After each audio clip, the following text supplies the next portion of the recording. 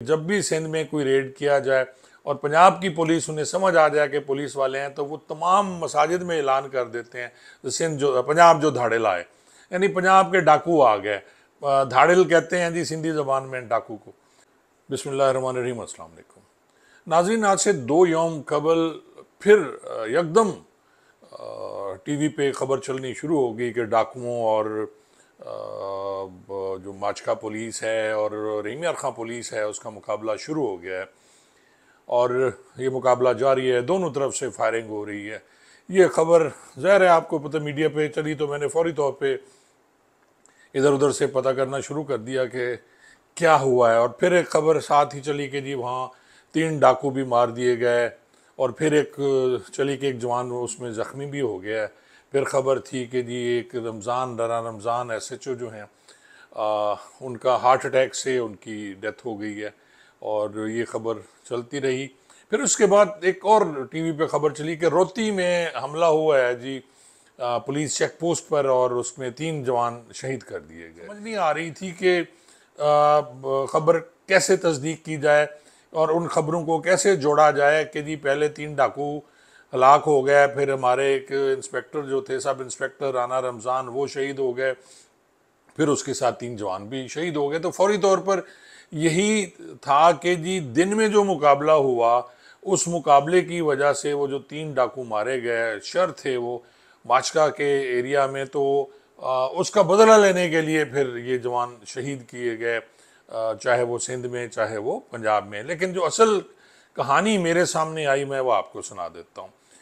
नाजरीन इस तरह है कि जो हनी ट्रैप आपको पता है बहुत ज़्यादा हो रहा है, इसके बावजूद कि पुलिस रोक रही है सब कुछ हो रहा है, लेकिन यहाँ से लोग फिर भी जा रहे हैं। वो अजीब व गरीब लोग हैं यार, कोई शर्म लिहाज ही कर लें।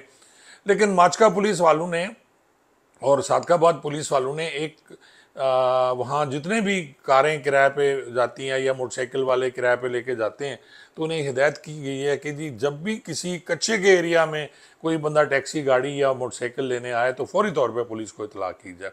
अब इसमें यही हुआ कि जी एक बंदा आया माचका में और वो उसी एरिया में जाने की कोशिश कर रहा था जहाँ वो शर वगैरह बैठे हुए हैं, तो उसने टैक्सी हायर की वहाँ से, तो टैक्सी वाले ने फौरी तौर पे पुलिस को इतला दी।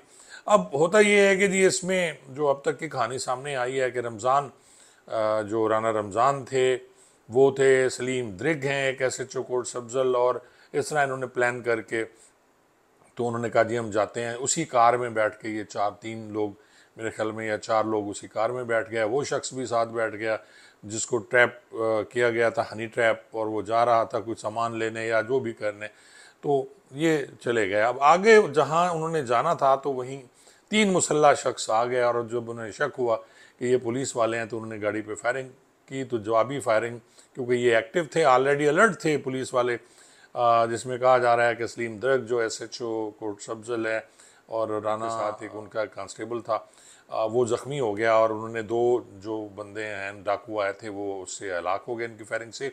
एक ज़ख्मी हो गया लेकिन वो थोड़ी दूर जाके फिर वो उसकी भी हलाकत हो गई। अब नाज़रीन वहाँ जो गाड़ी में, क्योंकि गाड़ी तो इनकी फायर लग गया है, गाड़ी की हालत इतनी अच्छी नहीं थी कि जी वो उसको वापस उसी गाड़ी में आते और फिर फायरिंग शुरू हो गई। जैसा कि आपको इल्म है कि जब भी सिंध में कोई रेड किया जाए और पंजाब की पुलिस उन्हें समझ आ जाए कि पुलिस वाले हैं, तो वो तमाम मसाजिद में ऐलान कर देते हैं सिंध जो पंजाब जो धाड़िल आए, यानी पंजाब के डाकू आ गए। धाड़िल कहते हैं जी सिंधी ज़बान में डाकू को। तो वो फिर ऐलानात शुरू हो गए और आप देखें कि वहाँ से जब ये वापस निकले हैं तो रमज़ान जो है वो थोड़ा हैवी जिस्म का था और वो भी भागता रहा। ज़ाहिर है ये फायरिंग कर रहे थे, वापस आ रहे थे, उससे फिर इसकी हालत ख़राब हुई और एक जगह ये गिर गया। ज़ख्मी कांस्टेबल को भी साथ ही लेके आ रहे थे वो जो इनके साथ था, उसको उठा के लाना फिर जाना। वो ज़ख्मी कांस्टेबल तो आ गया लेकिन राना रमज़ान का पता नहीं चला कि वो कहाँ चला गया। वो एक नहर में वहाँ खाला जो था पानी वाला उसमें जाके पानी पीने के लिए, हब्स थी बहुत ज़्यादा और वहाँ ज़ाहिर है कच्चे का इलाका है, आजकल आप मौसम देखें कि कितना हार्ड है, तो उसमें उनकी फिर डेथ हो गई, शहादत हो गई।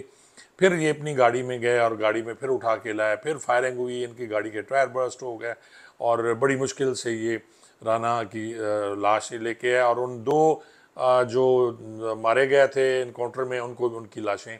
बड़ी बहादुरी की पुलिस ने, सादकाबाद पुलिस ने, और तमाम जवानों को मैं शाबाश देता हूँ, क्योंकि मुझे नाज़रीन अंदाज़ा है उस इलाके में मैंने बड़ा सर्व किया है। मेरी 3 पोस्टिंगें कोट सब्जल की है, 2 पोस्टिंगें भूंग की हैं, और कच्चा मैंने सारा तकरीबन देखा हुआ है, और मुझे पता है कि क्या हालात होते हैं। लेकिन जो अगले रात को, उसी रात को जब ये रमज़ान की शहादत होती है और 3 डाकू मारे जाते हैं, तो उसी रात को फिर हमला होता है जी। वो हमला सिंध में नहीं होता, बल्कि वो हमला होता है जी भूंग के इलाके में। और आप हैरान होंगे नाज़रीन के भूंग से बिल्कुल 500 मीटर के फासले पे वो चेक पोस्ट है। जो भूंग शहर है, ये पुराने तर्ज का शहर बना हुआ है, और इसके दरवाजे हैं, अंदर आबादी है और दरवाजे हैं। अगर किसी ने भूंग थाना देखा हुआ है तो आप जब आप जाते हैं तो पहले थाना रहीमाबाद आएगा, फिर उसी रोड पे थाना भूंग आएगा, और वो जो शहर की तरफ जाएगा, फिर आगे एक पुल आती है जहाँ उन्होंने एक हॉस्पिटल बनाया हुआ है। रैस मुनीर, रैस शबीर और रैस वगैरह ने, रैस वज़ीर ने मेरे ख्याल बनाया हुआ है। एक गाजी हॉस्पिटल बनाया हुआ है, गाजी इनके वालिद साहब का या दादे का नाम था। तो नाजरीन वहाँ पे एक पेट्रोल पंप भी अब बन गया है, उसके साथ उसके बिल्कुल एक चेक पोस्ट है। और फिर आप थोड़ा सा आगे वही रोड अगर लेफ़्ट लेके आप दौवाला की तरफ जाते हैं, नहर के साथ साथ आप दौवाला की तरफ जाते हैं, तो फिर आगे गागड़ी बाग है, जो मेन जगह है जहाँ पे मेरे साथ भी कई दफ़ा हम पे भी फायरिंग हुई। बल्कि एक दफ़ा मुझे याद है कि हारून मज़ारी के जो मुंशी थे, उनके जो काम करने वाले, उनको भी डाकू ने मार दिया, पता नहीं क्या समझ के। और बाद में फिर वो हम बंदे पकड़ने के लिए मेरी मुलाकात हारून मज़ारी से भी हुई कच्चे में, और वो भी एक अलहदा स्टोरी है जो मैं सुनाऊंगा।